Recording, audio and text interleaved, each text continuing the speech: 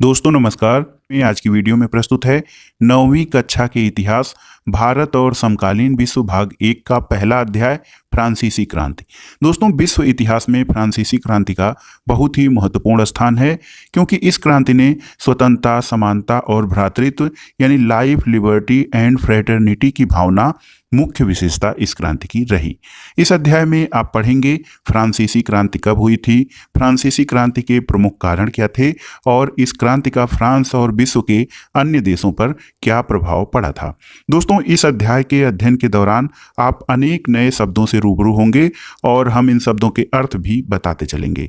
साथ ही जो इम्पॉर्टेंट तथ्य हैं उनको आप अलग से नोट करते जाइएगा, ताकि परीक्षा के समय रिवाइज करने में आसानी हो। दोस्तों आपकी जानकारी के लिए बता दें कि एनसीईआरटी का ये जो हम क्लास 9th की बुक पढ़ रहे हैं इतिहास का, ये विश्व इतिहास की समझ के लिए बहुत जरूरी है।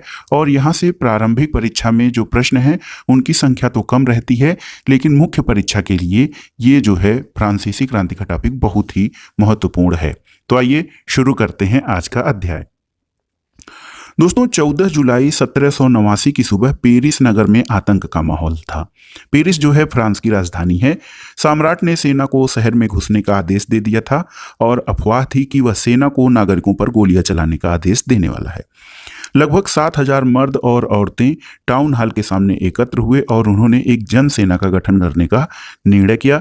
हथियारों की खोज में वे बहुत से सरकारी भवनों में जबरन प्रवेश कर गए। अंततः क्या हुआ कि सैकड़ों लोगों का एक समूह पेरिस नगर के पूर्वी भाग की ओर चल पड़ा और बास्तील किले की जेल को तोड़ डाला। बास्तील दोस्तों प्रसिद्ध जेल है, बास्तील का किला है, और बास्तील की दीवार का पतन फ्रांस के क्रांति के या फ्रांस के इतिहास में महत्वपूर्ण घटना है। जब सैकड़ों लोगों का जो समूह है पेरिस नगर के पूर्वी भाग की ओर चला और बास्तील किले की जेल को तोड़ डाला, तो वहां भारी मात्रा में गोला बारूद मिलने की संभावना थी और हथियारों पर कब्जे की इस सशस्त्र लड़ाई में बास्तील का कमांडर मारा गया और कैदी छुड़ा लिए गए। उनकी संख्या केवल 7 थी। जो कैदी थे वो संख्या में केवल 7 थे, लेकिन सम्राट की निरंकुश शक्तियों का प्रतीक होने के कारण बास्तील किला जो था लोगों की घृणा का केंद्र था। इसलिए किले को ढहा दिया गया और उसके अवशेष बाजार में उन लोगों को बेच दिए गए जो इस ध्वंस को बतौर स्मृति चिन्ह या मेमोरेंडम के रूप में संजोना चाहते थे। दोस्तों इस घटना के बाद कई दिनों तक पेरिस और देश के देहाती क्षेत्रों में कई और संघर्ष हुए। अधिकांश जनता पावरोटी की महंगी कीमतों का विरोध कर रही थी और बाद में इस दौर का सिंहावलोकन करते हुए जो उस समय के इतिहासकार थे इसे लंबे घटनाक्रम की एक शुरुआती कड़ी के रूप में देखा, जिसकी परिणति या जिसके आगे आने वाला समय फ्रांस के सम्राट को फांसी दिए जाने के रूप में उस घटना की समाप्ति हुई। हालांकि उस समय अधिकांश लोगों को ऐसे नतीजे की उम्मीद नहीं थी, लेकिन ऐसा हुआ। दोस्तों आज इस वीडियो में हम चर्चा करेंगे कि ऐसा क्यों और कैसे हुआ। तो आइए जानते हैं। यहाँ पर देखिए ये जो चित्र दिया गया है ये बास्तील का ध्वंस दिखाया गया है। बास्तील के ध्वंस के बाद चित्रकारों ने इस घटना की याद में कई चित्र बनाए थे। दोस्तों आइए जानते हैं 18वीं शताब्दी के उत्तरार्ध में जो फ्रांसीसी समाज था वो कैसा था। दोस्तों सन 1774 में बूर्बो राजवंश का जो है लुई 16वां फ्रांस की राजगद्दी पर आसीन हुआ। 1774 में जो लुई 16वां था दोस्तों ये बूर्बो राजवंश का शासक था और उस समय उसकी उम्र केवल 20 साल थी। उसका विवाह जो था ऑस्ट्रिया की राजकुमारी मेरी एंटोइनेट के साथ हुआ था और राज्यारोहण के समय उसने राजकोष खाली पाया और लंबे समय तक चले युद्धों के कारण क्या हुआ कि फ्रांस के वित्तीय संसाधन नष्ट हो गए थे।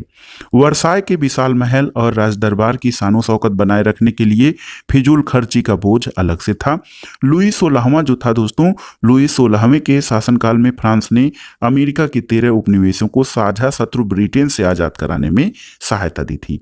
और इस युद्ध में क्या हुआ कि इस युद्ध के चलते फ्रांस पर 10 अरब लिब्रे से भी अधिक का कर्ज और जुड़ गया, जबकि उस पर पहले से ही 2 अरब लिब्रे का बोझ चढ़ा हुआ था। सरकार कर्ज में चली गई। सरकार से कर्जदाता अब 10% ब्याज की मांग करने लगे थे।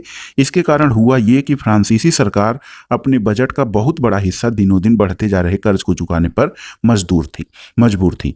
और जो नियमित खर्च थे, जैसे सेना का रख रखाव हुआ, दरबार का खर्च हुआ, सरकारी कार्यालय और विश्वविद्यालय के चलाने के लिए जो फ्रांसीसी सरकार थी, ये करों में वृद्धि या कर बढ़ाने के लिए बाध्य हो गई। और ये कदम भी नाकाफी था। और 18वीं शताब्दी में फ्रांसीसी समाज मुख्य रूप से 3 एस्टेट्स में बटा हुआ था और केवल तीसरे एस्टेट्स के लोग ही कर अदा करते थे। तो एस्टेट्स क्या होता है उसके बारे में आइए इस चार्ट के माध्यम से देखते हैं।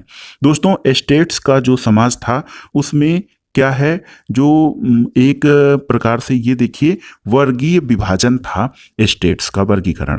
प्रथम स्टेट्स में जो लोग थे वो पादरी वर्ग से आते थे, द्वितीय स्टेट्स में कुलीन वर्ग या एरिस्टोक्रेट्स आते थे, और तृतीय स्टेट्स के लोग जो थे उसमें बड़े व्यापारी, छोटे व्यापारी, अदालती कर्मचारी, वकीलात शामिल थे।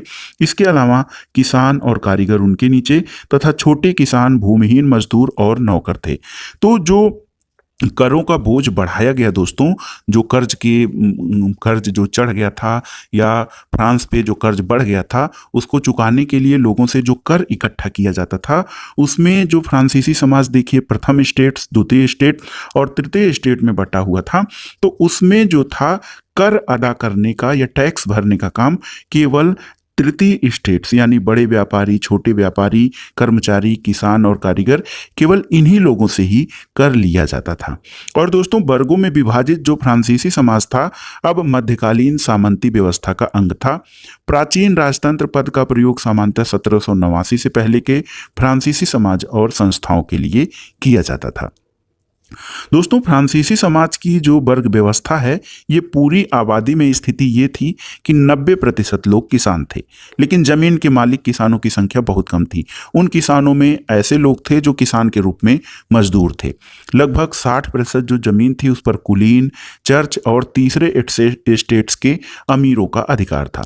प्रथम 2 स्टेट्स जो थे वो कुलीन वर्ग और पादरी वर्ग के लोगों को कुछ विशेषाधिकार प्राप्त थे, और उन लोगों को ये विशेषाधिकार जन्म से ही प्राप्त होते थे। और इनमें से सबसे महत्वपूर्ण विशेषाधिकार था कि राज्य को दिए जाने वाले करों से छूट, यानी प्रथम स्टेट्स पादरी वर्ग और द्वितीय स्टेट्स यानी कुलीन वर्ग राज्य को कर नहीं देते थे, यानी इनको कर देने से छूट मिली हुई थी।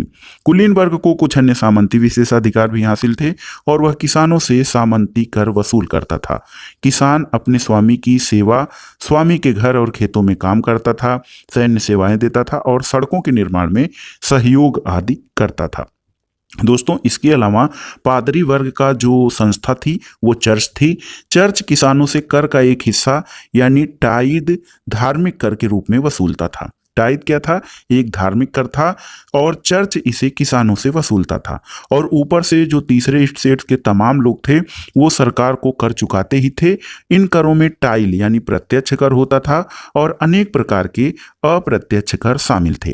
दोस्तों, अप्रत्यक्ष कर नमक और तंबाकू जैसी रोजाना उपभोग की वस्तुओं पर लगाया जाता था।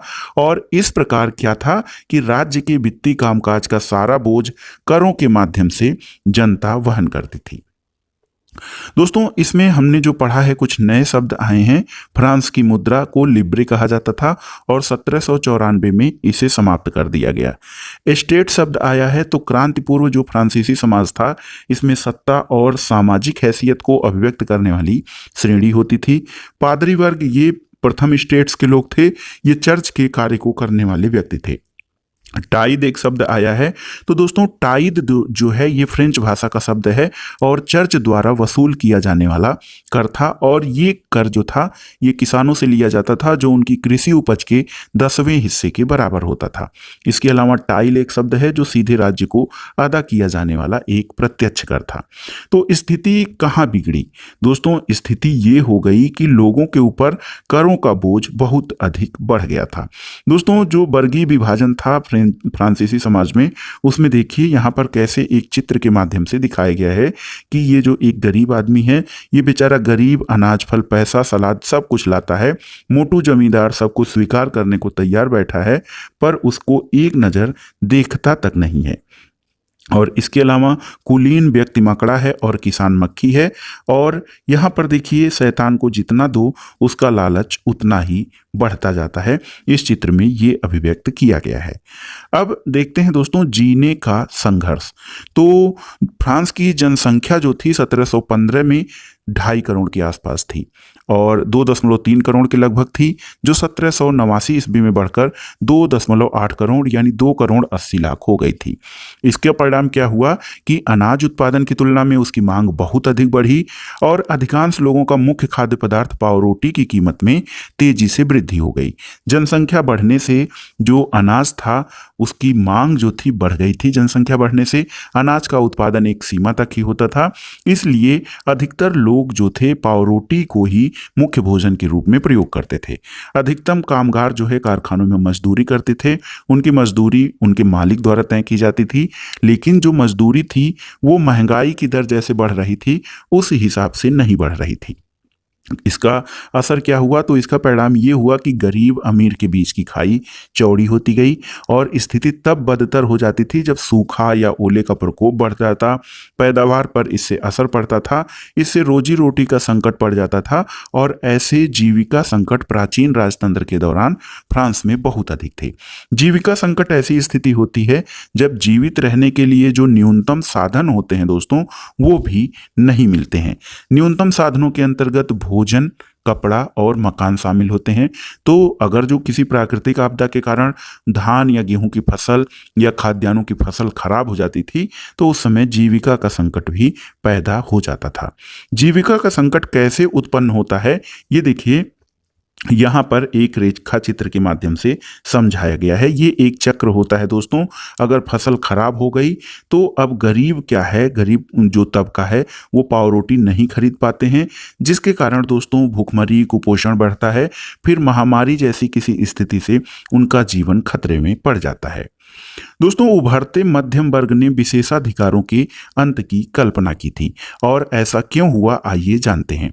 दोस्तों कर बढ़ने से और अकाल के समय किसान और कामगार जो थे वो विद्रोह कर चुके थे, लेकिन उनके पास सामाजिक और आर्थिक व्यवस्था में बुनियादी बदलाव लाने के लिए न तो कोई साधन था और न ही एक निश्चित कार्य योजना या कोई कार्यक्रम था।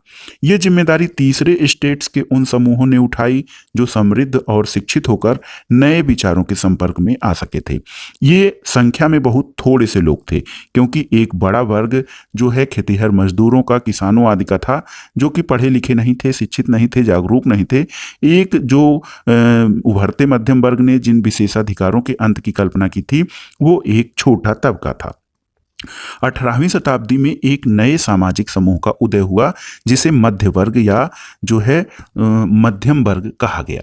दोस्तों मध्यम वर्ग था, इसने फैलते समुद्र व्यापार, ऊनी और रेशमी वस्त्रों के उत्पादन के बल पर बहुत सारी संपत्ति अर्जित की थी। ऊनी और रेशमी कपड़ों का या तो निर्यात किया जाता था या फिर समाज के समृद्ध लोग उसे खरीद लेते थे। तीसरे स्टेट्स में जो सौदागर थे यानी व्यापारी थे और निर्माता थे, इनके अलावा प्रशासनिक सेवा और वकील जैसे पेशेवर यानी प्रोफेशनल लोग भी शामिल थे और ये सभी पढ़े लिखे थे। इनका मानना था कि समाज के किसी समूह के पास जन्म से कोई विशेषाधिकार नहीं होने चाहिए और किसी भी व्यक्ति की सामाजिक हैसियत का आधार उसकी योग्यता होनी चाहिए, न कि जन्म होना चाहिए। स्वतंत्रता, समान नियमों और समान अवसरों के विचार पर आधारित समाज की ये परिकल्पना जॉन लॉक और जेan जैक रूसो जैसे दार्शनिकों ने प्रस्तुत की थी। दोस्तों तो ये जो मध्यम वर्ग उभरा था इसने ऊपर के प्रथम स्टेट्स के लोगों के जो जन्म से विशेषाधिकार प्राप्त थे उनका विरोध किया और उसने ये सोचा या ये कल्पना की कि किसी भी व्यक्ति को कोई विशेषाधिकार उसकी योग्यता से प्राप्त होना चाहिए, न कि जन्म से। दोस्तों एक ग्रंथ है two treatise of government. Two treatise of government में जॉन लॉक ने राजा के दैवी और निरंकुश अधिकारों के सिद्धांत का खंडन किया था। जॉन लॉक जो है दोस्तों एक समझौतावादी विचारक है। उसकी एक कृति है टू ट्रीटाइज ऑन गवर्नमेंट। तो उसमें उसने राजा के दैवी अधिकार का और निरंकुश अधिकार के सिद्धांत का खंडन किया। दैवी अधिकार के सिद्धांत का मतलब ये है कि पहले ये माना जाता था कि राजा जो होता है वो पृथ्वी पर ईश्वर का प्रतिनिधि है और उसको राजा के द्वारा, ईश्वर के द्वारा शक्तियां प्राप्त हुई हैं, जो कि जनता पर शासन करने के लिए ईश्वर द्वारा भेजा गया है। दूसरा सिद्धांत निरंकुश अधिकारों का सिद्धांत है। निरंकुशता ऐसा सिद्धांत है, निरंकुशता में यह माना जाता है कि किसी व्यक्ति के ऊपर कोई अंकुश या नियंत्रण नहीं हो, तो वो मनमाने ढंग से अपनी शक्तियों का प्रयोग करता है। तो जॉन लॉक ने क्या किया, दैवी आधार पे और निरंकुश अधिकारों के सिद्धांत का खंडन किया। और एक विचारक हैं रूसो ने इस विचार को आगे बढ़ाते हुए ये कहा कि जनता जो है शक्तियों का स्रोत होती है और जनता और उसके प्रतिनिधियों के बीच एक सामाजिक अनुबंध पर आधारित सरकार होनी चाहिए, और ऐसी सरकार होनी चाहिए जो जनता के लिए, उनके हितों के लिए, उनके स्वतंत्रता के लिए, उनके अधिकारों के लिए कार्य करे। रूसो, लॉक और रूसे के अलावा दोस्तों एक विचारक है मॉन्टेस्क्यू। मॉन्टेस्क्यू की प्रसिद्ध कृति है द स्पिरिट ऑफ लॉज, यानी कानून की भावना। इस रचना में उन्होंने सरकार के अंदर तीन जो उसके अंग होते हैं, विधायिका होती है जो कानूनों का निर्माण करती है, कार्यपालिका होती है जो उन कानूनों को लागू करती है, न्यायपालिका है जो उन कानूनों की व्याख्या करती है, और पालन न करने वाले को दंड की व्यवस्था करती है। तो मॉन्टेस्क्यू ने अपनी रचना the spirit of the laws में क्या कहा कि जो सरकार के तीन अंग हैं, विधायिका, कार्यपालिका और न्यायपालिका, इनके बीच सत्ता का विभाजन होना चाहिए, यानी ये तीनों एक दूसरे के कार्यों में दखलंदाजी न दें, तभी व्यक्तियों के अधिकारों की रक्षा हो सकती है। और इसी समय दोस्तों संयुक्त राज्य अमेरिका में जो 13 उपनिवेश थे या 13 कॉलोनियां थीं, वो ब्रिटेन से खुद को उन्होंने स्वतंत्र घोषित कर दिया। तो वहां इसी मॉडल की सरकार बनी थी। और फ्रांस के राजनीतिक चिंतकों के लिए अमेरिकी संविधान और उसमें दी गई व्यक्तिगत अधिकारों की गारंटी जो था, वो एक प्रेरणा का महत्वपूर्ण स्रोत थी। और जो फ्रांसीसी क्रांति थी, इसने या फ्रांसीसी समाज ने अमेरिका में हुए जो बदलाव या परिवर्तन या क्रांति था, उसको एक प्रेरणा के रूप में वो लेता था। दोस्तों दार्शनिकों के विचारों पर काफी हाउस में, सैलून की गोष्ठियों में गर्मा गर्म बहस हुआ करती थी, और पुस्तकों और अखबारों के माध्यम से इनका व्यापक प्रचार प्रसार भी हुआ था। पुस्तकों और अखबारों के लोगों के बीच जोर से पढ़ा जाता ताकि अनपढ़ लोग भी उन्हें समझ सकें। और दोस्तों इसी समय लुई 16वां जो है राज्य के खर्चों को पूरा करने के लिए फिर से नए कर लगाए जाने की बात करने लगा, और इससे ये हुआ कि इस खबर से विशेषाधिकार वाली व्यवस्था के विरुद्ध मध्यम वर्ग का गुस्सा भड़क गया। यहां पर देखिए दोस्तों, स्पेशल में एक स्रोत दिया गया है, स्रोत क कि प्राचीन राजतंत्र में हुए अनुभवों के वृत्तांत। ये देखिए जॉर्ज दांतन है, उन्होंने अपनी पढ़ाई पूरी होने के समय को याद करते हुए 1793 में अपने एक मित्र को लिखा था कि मैं प्लेसिस के आवासीय कॉलेज में था, वहाँ मुझे कई महत्वपूर्ण लोगों का सानिध्य मिला। पढ़ाई पूरी करने के बाद बेकारी के दिनों में नौकरी की तलाश में जुट गया। पेरिस के न्यायालय में नौकरी मिलनी असंभव थी। सेना की नौकरी का विकल्प भी मेरे लिए नहीं था, क्योंकि मैं न तो जन्मजात कुलीन था, न ही मेरा कोई संरक्षक था। चर्च भी मुझे आसरा नहीं दे सका। मैं कोई ओहदा भी खरीदने की स्थिति में नहीं था, क्योंकि मेरी जेब में एक सू यानी एक फ्रांसीसी पैसा भी नहीं था। पुराने दोस्तों ने भी मुंह मोड़ लिया था। व्यवस्था ने हमें पढ़ा लिखा तो दिया था, लेकिन हमारी प्रतिभा के इस्तेमाल के अवसर उपलब्ध नहीं कराए थे। इसी प्रकार जो दूसरा जो अनुभव है, आर्थर यंग नाम के एक अंग्रेज, उन्होंने सन 1787 से 1789 के दौरान फ्रांस की यात्रा की और अपना जो विवरण लिया कि सेवा टहल में लगे लोग अपने गुलामों, खास तौर पर उनके साथ बुरा व्यवहार करने वालों को पता होना चाहिए कि इस तरह वह अपनी जिंदगी को ऐसी स्थिति में डाल रहा है जो उस स्थिति से बिल्कुल भिन्न होती है जिसमें उसने मुक्त लोगों की सेवाएं ली होती हैं, उनसे बेहतर बर्ताव करता। जो अपने पीड़ितों की कराह सुनते हुए भोज उड़ाना पसंद करते हैं, उन्हें दंगे के दौरान अपनी बेटी के अपहरण या बेटे का गला रेत दिए जाने का दुखड़ा नहीं रोना चाहिए। तो ये स्रोत के रूप में हमने दो वक्तव्यों को लिया है। दोस्तों क्रांति की शुरुआत किस प्रकार से हुई, इसके बारे में आइए जानते हैं। और आप पहले तो कारण पढ़ चुके हैं कि लुई 16वां जो था दोस्तों, इसने कर बढ़ा दिया था। और उसने ऐसा कैसे किया? तो दोस्तों कर बढ़ाने के लिए जो था, राजतंत्र में क्या होता था कि राजतंत्र के तहत जो फ्रांसीसी सम्राट अपनी मर्जी से कर नहीं लगा सकता था, इसके लिए उसे स्टेट्स जनरल यानी प्रतिनिधि सभा की बैठक बुलाकर नए करों पर अपने प्रस्ताव पर मंजूरी लेनी पड़ती थी। स्टेट्स जनरल एक राजनीतिक संस्था थी जिसमें तीनों स्टेट्स अपने अपने प्रतिनिधियों को भेजते थे। लेकिन सम्राट ने जब कर बढ़ाना हुआ तो ये निर्णय नहीं लिया। दोस्तों, सम्राट ने ये निर्णय भी नहीं लिया कि जो है इस संस्था की बैठक कब बुलाई जाए। इसकी अंतिम बैठक सन 1614 में बुलाई गई थी।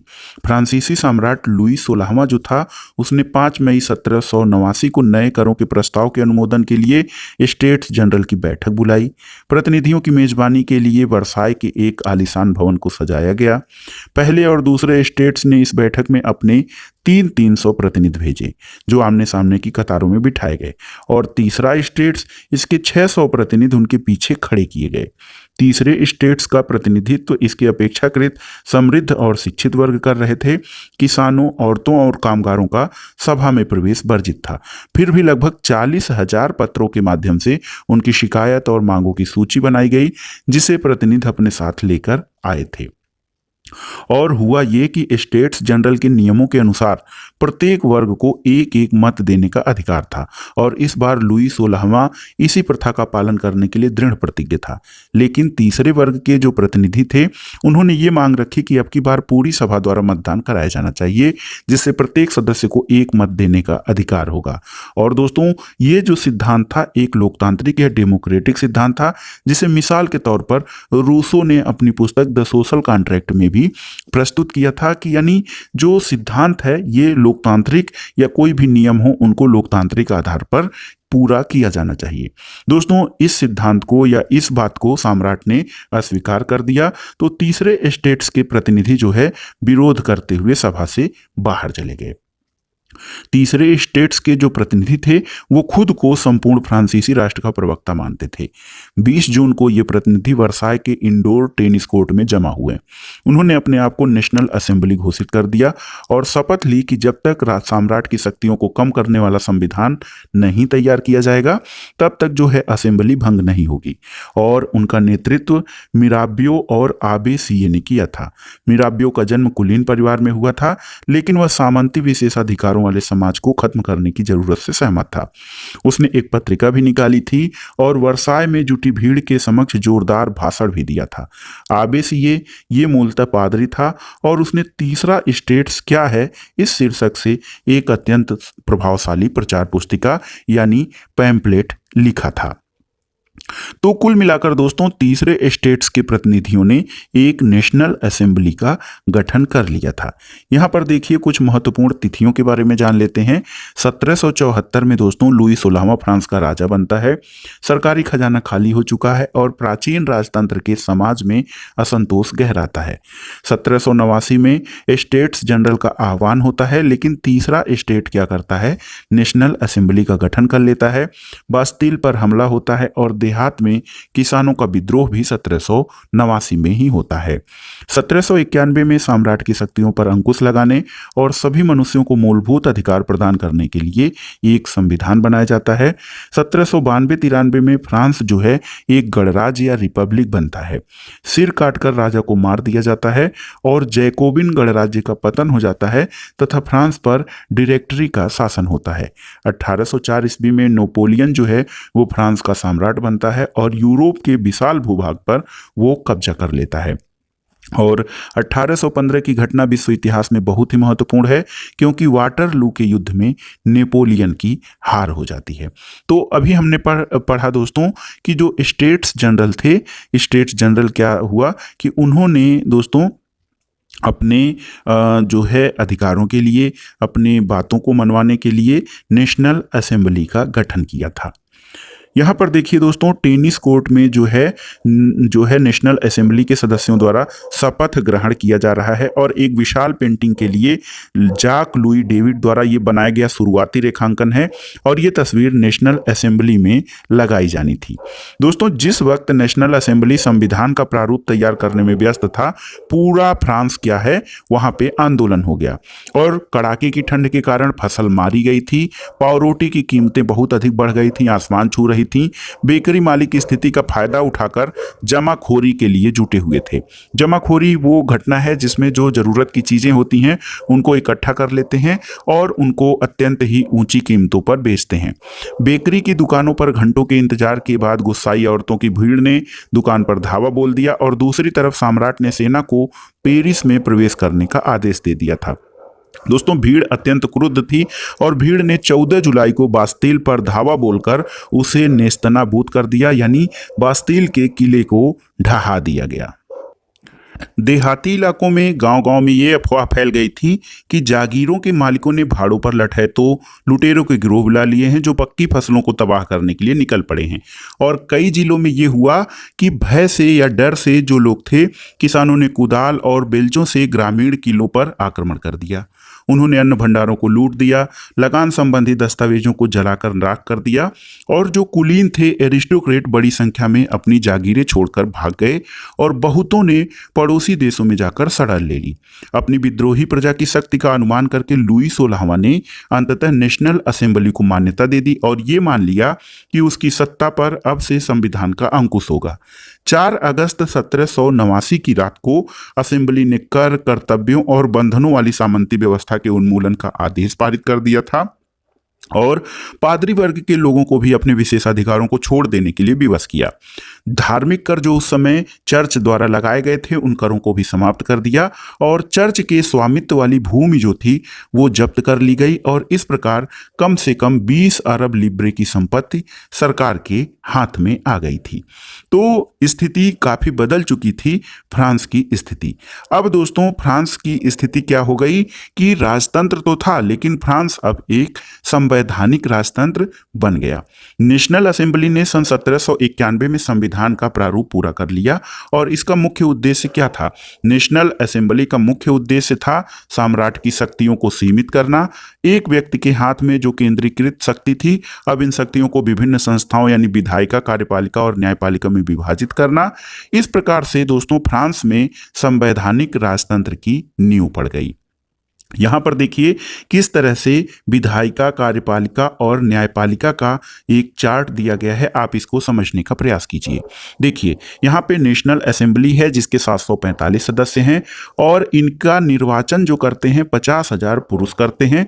सक्रिय नागरिक मताधिकार प्राप्त लोग 2.8 करोड़ यानी 2 करोड़ 80 लाख की जनसंख्या में से लगभग 40 लाख लोग निर्वाचक हैं और इसके अलावा कुछ निष्क्रिय नागरिक हैं जो मताधिकार प्राप्त नहीं है। लगभग 30 लाख पुरुष, महिला, बच्चों और 25 वर्ष से कम उम्र के व्यक्तियों को मताधिकार प्राप्त नहीं था। तो ये लोग क्या है? निर्वाचक हैं और ये विधायिका का चुनाव करते हैं।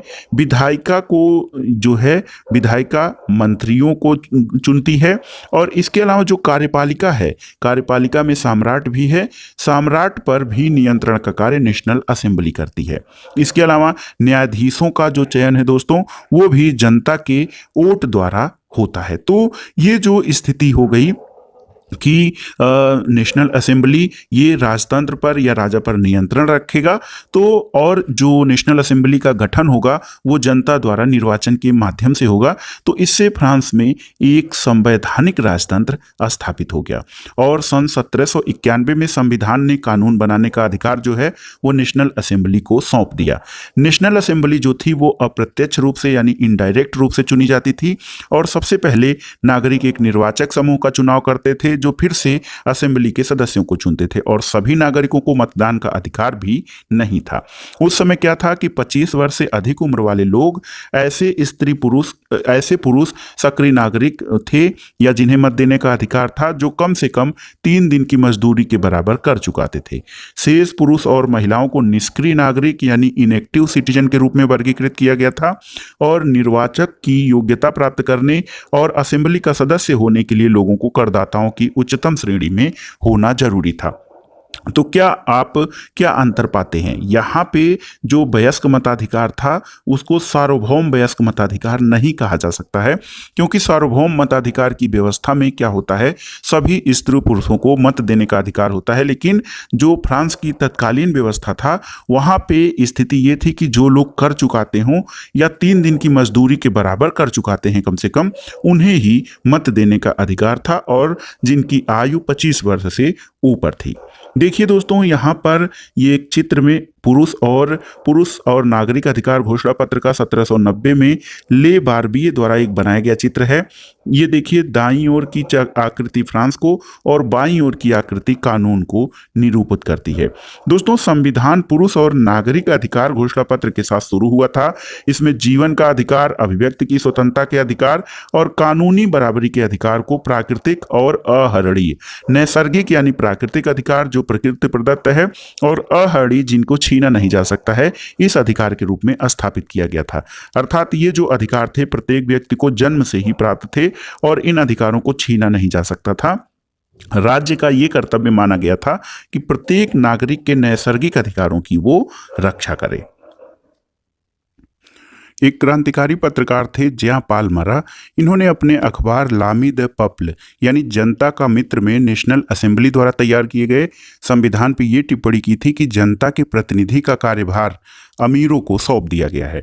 गरीबों और शोषितों की दशा केवल शांतिपूर्ण तरीकों से कभी नहीं सुधर सकती और यह इस बात का अकाट्य प्रमाण है कि धनाढ्य वर्ग कानून को कैसे प्रभावित करता है। फिर भी ये कानून तभी तक चलेंगे जब तक लोग इन्हें मानेंगे। जिस तरह उन्होंने कुलीनों द्वारा लादे गए जुए को उतार फेंका है, एक दिन वही हश्र इन अमीरों का करेंगे। तो ये जो एक पत्रकार थे ज्यां पाल मरा, इन्होंने अपने अखबार में, जो कि इनका अखबार था जनता का मित्र, उन्होंने किस प्रकार से भविष्यवाणी की थी।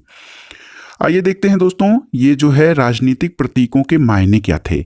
तो यहाँ पे देखिए, टूटी हुई जंजीर, ये दासों को बांधने के लिए जो जंजीरों का प्रयोग होता था।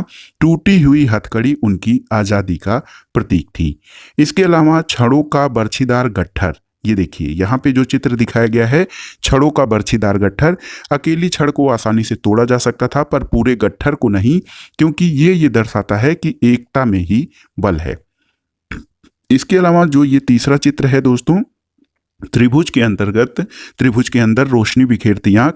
इसमें यह माना गया कि सर्वदर्शी आंख ज्ञान का प्रतीक है और सूर्य की किरणें अज्ञान रूपी अंधेरे को मिटा देंगी। राजदंड, ये शाही सेना का प्रतीक था, शाही सत्ता का प्रतीक था। इसके अलावा अपनी पूंछ मुंह में लिए सांप, ये सनातनता का प्रतीक था कि अंगूठी का कोई और छोर नहीं होता है। तो ये दोस्तों, ये जो चित्र हैं आपको चित्र में दिखाई दिए गए हैं, ये राजनीतिक प्रतीक हैं।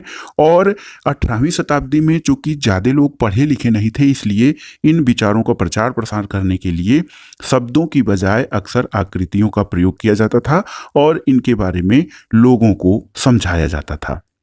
इसके अलावा ये देखिए, लाल फ्राइजियन टोपी, दासों द्वारा स्वतंत्र होने के बाद पहनी जाने वाली ये टोपी थी।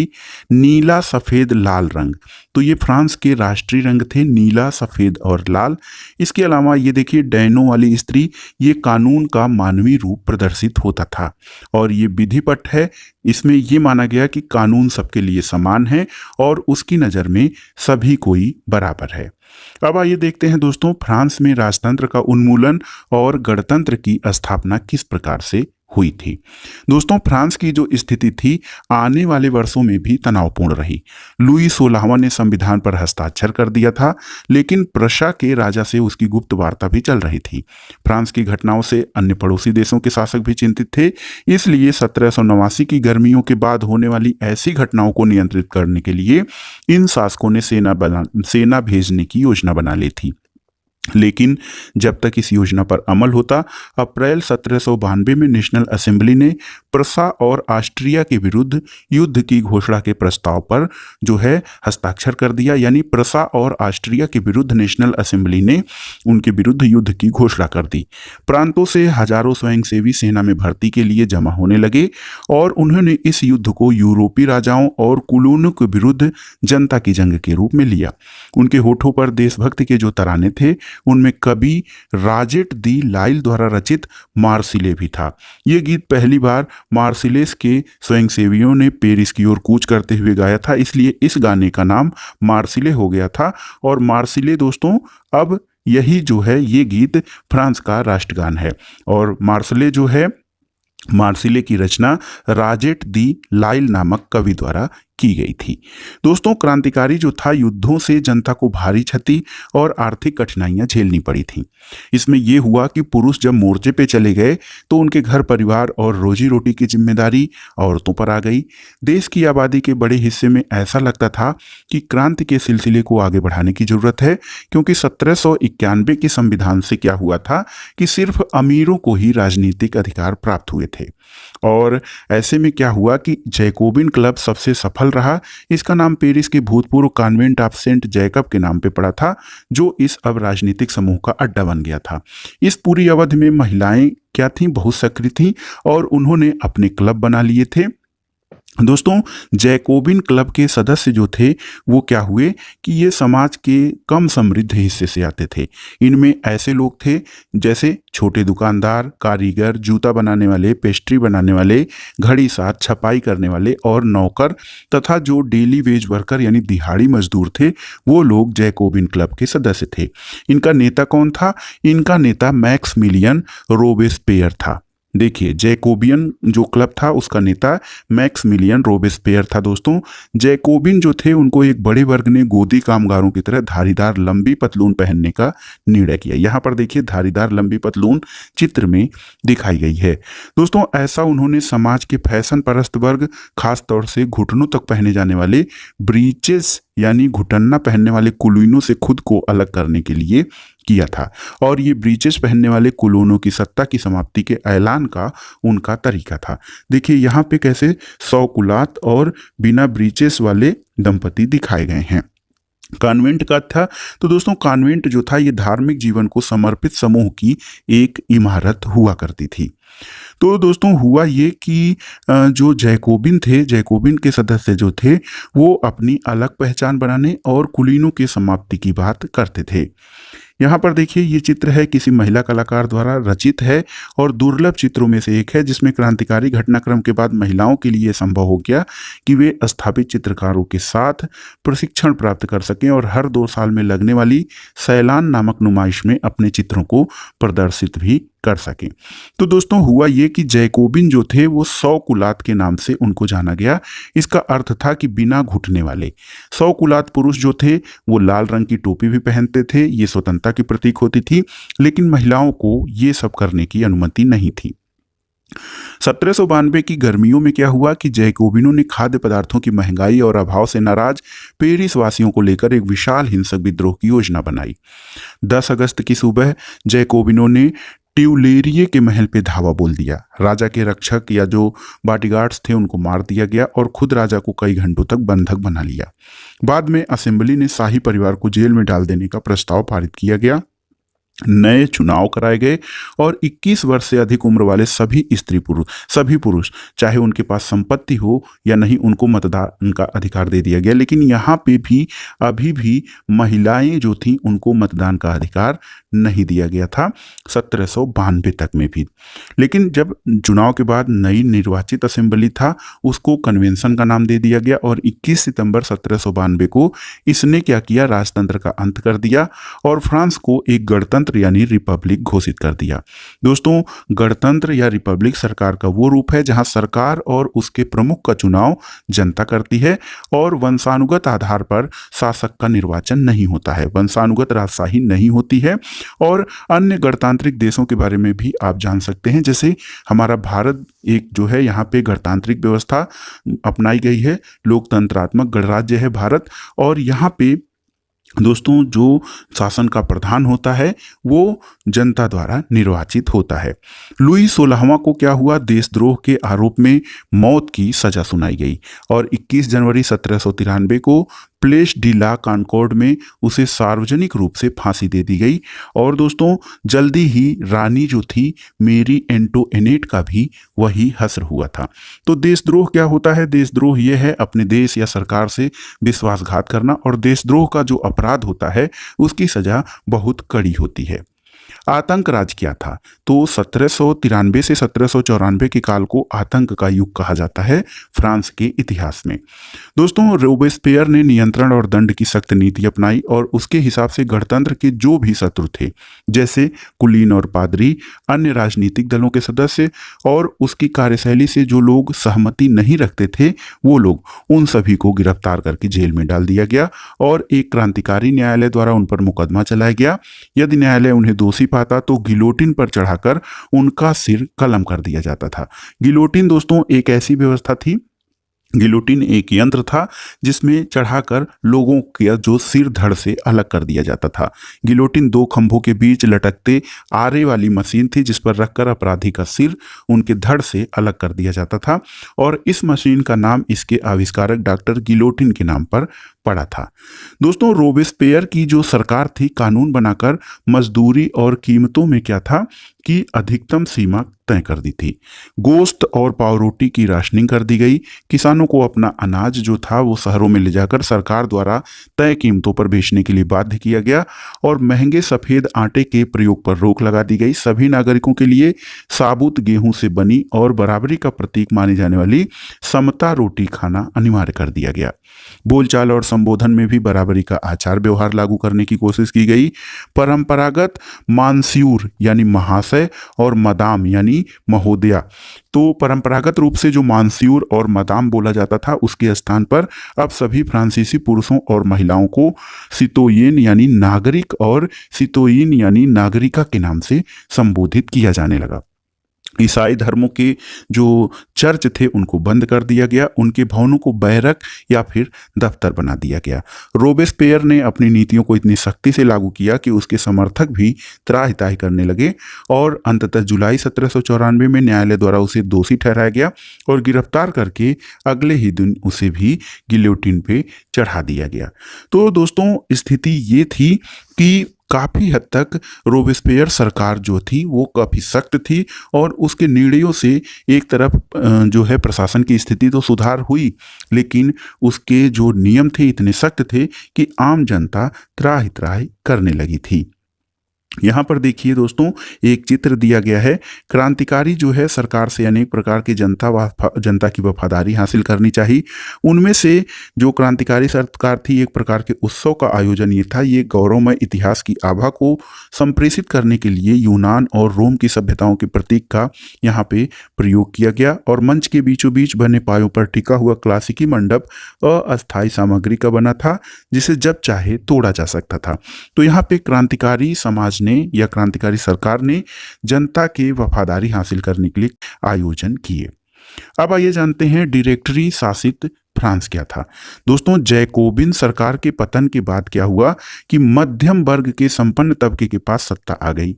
नए संविधान के तहत संपत्तिहीन तबके को भी मताधिकार से वंचित कर दिया गया और इस संविधान में 2 चुनी हुई विधान परिषदों का प्रावधान था। इन परिषदों ने 5 सदस्यों वाली एक कार्यपालिका यानी डायरेक्टरी को नियुक्त किया। डायरेक्टरी का मतलब कार्यपालिका या एग्जीक्यूटिव से है। तो इस प्रावधान में क्या हुआ, जैकोबिनों के शासनकाल वाली एक व्यक्ति केंद्रित कार्यपालिका से बचने की कोशिश की गई, लेकिन डायरेक्टरों का झगड़ा अक्सर विधान परिषदों से होता था और तब परिषद उन्हें बर्खास्त करने की चेष्टा करती। डायरेक्टरी की राजनीतिक अस्थिरता ने सैनिक तानाशाही नेपोलियन बोनापार्ट के उदय का मार्ग प्रशस्त किया और सरकार के स्वरूप में सभी परिवर्तनों के दौरान स्वतंत्रता जो थी, विधिसम्मत समानता और बंधुत्व, ये सभी प्रेरक आदर्श बने रहे और यही मूल्य थे जिन्होंने आगामी सदी में न सिर्फ फ्रांस को बल्कि बाकी यूरोप के राजनीतिक आंदोलनों को भी प्रेरित किया। और अध्याय के प्रारंभ में भी हमने चर्चा किया था कि फ्रांस की जो क्रांति थी उसमें जो मूल्य थे, स्वतंत्रता, समानता और बंधुत्व, ये संपूर्ण विश्व के लिए आदर्श के वाहक बने। दोस्तों, आइए अगला टॉपिक ये है फ्रांस की क्रांति में कि क्या महिलाओं के लिए भी क्रांति हुई। यहाँ पर देखिए, वर्साय की ओर कूच करती पेरिस की औरतों का चित्र दिया गया है। महिलाएं शुरू से फ्रांसीसी समाज में अहम परिवर्तन लाने वाली गतिविधियों में सक्रिय रूप से शामिल थीं और उनको ये उम्मीद थी कि उनकी भागीदारी जो है वो क्रांतिकारी सरकार को उनका जीवन सुधारने के लिए ठोस कदम उठाने के लिए प्रेरित करेगी। लेकिन आपने पढ़ा है कि महिलाओं को मताधिकार नहीं प्राप्त था। इसका मतलब मतलब उनको समान अधिकार नहीं प्राप्त थे और राजनीतिक अधिकार भी उनके नहीं थे। तीसरे स्टेट की अधिकांश महिलाएं जीविका निर्वाह के लिए काम करती थीं। वे साधारण काम जैसे सिलाई बुनाई, कपड़े की बुनाई धुलाई, बाजारों में फल फूल सब्जियां बेचने का कार्य करती थीं। और इसके अलावा अधिकांश महिलाओं के पास पढ़ाई लिखाई और व्यावसायिक प्रशिक्षण के मौके नहीं थे। केवल कुलीनों की लड़कियां अथवा तीसरे स्टेट के धनी परिवारों की लड़कियां ही कॉन्वेंट में पढ़ पाती थीं और इसके बाद उनकी शादी कर दी जाती थी।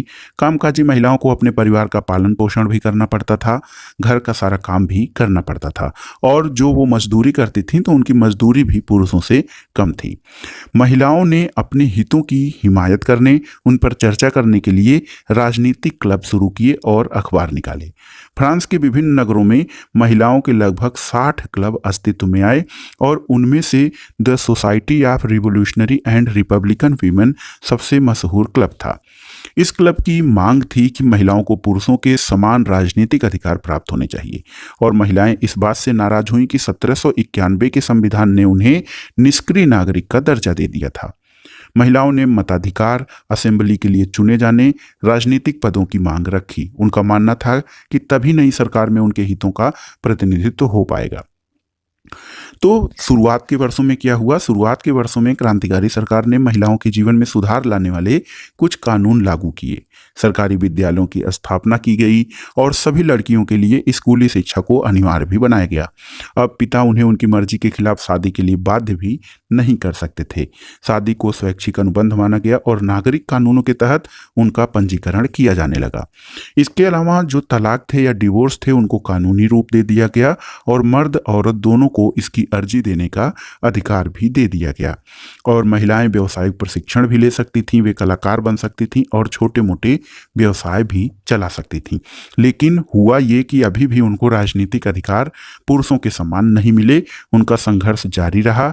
आतंक राज के दौरान सरकार ने महिला क्लबों को बंद करने और उनकी राजनीतिक गतिविधियों पर प्रतिबंध भी लगाने का कानून पास किया।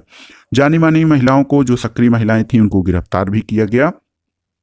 इसके अलावा मताधिकार और समान वेतन के लिए जो महिलाओं का आंदोलन रहा वो अगली सदी में भी अनेक देशों में चलता रहा और मताधिकार का संघर्ष 19वीं शताब्दी के अंत में 20वीं शताब्दी के प्रारंभ में अंतर्राष्ट्रीय मताधिकार आंदोलन के जरिए जारी रहा।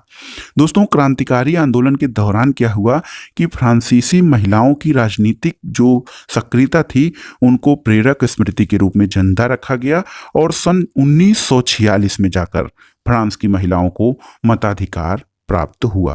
तो काफी लंबा संघर्ष करना पड़ा इस तरह से देखा जाए फ्रांस की महिलाओं को, और वहां पे मताधिकार तब जाकर कहा जाए कि सभी स्त्री पुरुषों को तब जाकर मिल पाया। ये वर्ष था 1946। ये देखिए एक स्रोत है, क्रांतिकारी महिला ओलंप दे गूज का जीवन। ओलंप दे गूज ये क्रांतिकारी फ्रांस की राजनीतिक रूप से सक्रिय महिलाओं में सबसे महत्वपूर्ण थी। उन्होंने संविधान और पुरुष और नागरिक अधिकार घोषणा पत्र का विरोध किया क्योंकि उसमें महिलाओं को मानव मात्र के अधिकारों से बेदखल किया गया था। 1791 में उन्होंने महिला और नागरिक अधिकार घोषणा पत्र तैयार किया जिसे महारानी और नेशनल असेंबली के सदस्यों के पास ये मांग करते हुए भेजा कि इस पर कार्रवाई की जाए। और बाद में जब महिला क्लबों को बंद कर दिया गया, जैकोबिन सरकार की आलोचना उन्होंने किया और उन पर नेशनल कन्वेंशन द्वारा देशद्रोह का मुकदमा चलाया गया और उनको फांसी भी दे दी गई थी। दोस्तों, ओलंप दे गूज के घोषणा पत्र में उन्होंने औरत को जन्मना स्वतंत्र और अधिकार में पुरुषों के समान माना है। इसके अलावा वो राजनीतिक दृष्टि से जो है किसी से कम नहीं है और कानून की सामान्य इच्छा की अभिव्यक्ति में सभी महिला पुरुष नागरिक को जो है व्यक्तिगत और सार्वजनिक रूप से भाग लेने का अधिकार है और कोई भी महिला अपवाद नहीं है। ये विधि सम्मत प्रक्रिया द्वारा अपराधी ठहराई जा सकती है, गिरफ्तार और नजरबंद भी की जा सकती है और पुरुषों की तरह महिलाएं भी इस कठोर कानून का पालन करें। ये सारी चीजें उनके अधिकार पत्र में दी गई थी। यहाँ पर देखिए बेकरी की दुकान पर कतार में महिलाओं को इस चित्र के अंतर्गत दर्शाया गया है। दोस्तों, दास प्रथा का उन्मूलन एक महत्वपूर्ण टॉपिक है। दास प्रथा का उन्मूलन, तो फ्रांसीसी जो समाज था, उपनिवेश था, उसमें दास प्रथा का उन्मूलन जैकोबिन शासन के क्रांतिकारी समाज सुधारों में से एक था। कैरोबियाई उपनिवेश, मार्टिनिक, गाडेलोप और सैन डोमिंगो में तंबाकू, नील, चीनी और कॉफी जैसी वस्तुओं के लिए महत्वपूर्ण आपूर्तिकर्ता थे। अपरिचित और दूर देश से जाने और काम करने के प्रति यूरोपियों की अनिच्छा का मतलब था बागानों में श्रम की कमी, और इस कमी को यूरोप, अफ्रीका और अमेरिका के बीच त्रिकोणीय दास व्यापार द्वारा पूरा किया गया।